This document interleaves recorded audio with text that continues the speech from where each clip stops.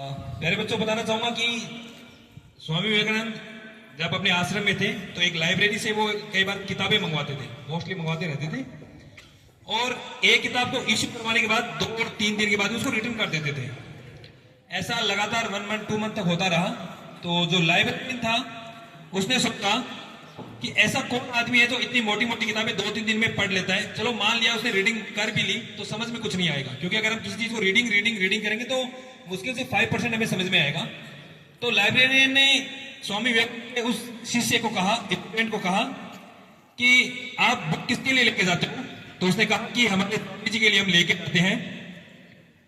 तो उन्होंने कहा कि जो स्वामी आपके हैं क्या वो इतनी किताबें पढ़ पा रहे हैं? अगर पढ़ भी ली तो क्या वो याद रख पाते हैं?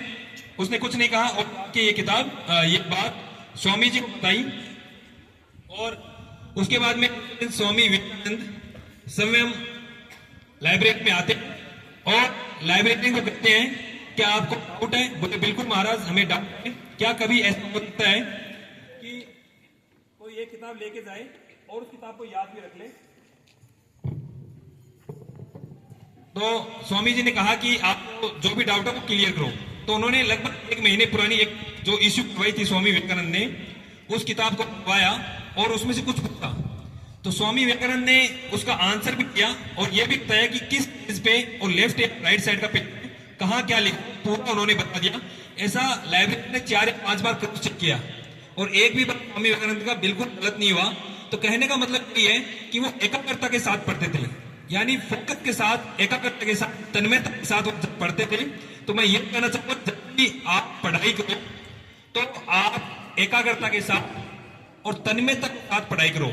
बाहर क्या हो रहा है, किचन में क्या हो रहा है, मम्मी मैगी बना रही है या कुछ भी बना रही है, तुम्हें मतलब नहीं होना चाहिए। आप जब पढ़ो तो फुल एकाग्रता के साथ पढ़ना है और डेफिनेटली आपका भी स्कोर यहाँ वहां चला जाएगा, आपकी लर्निंग यहाँ से वहां चली जाएगी।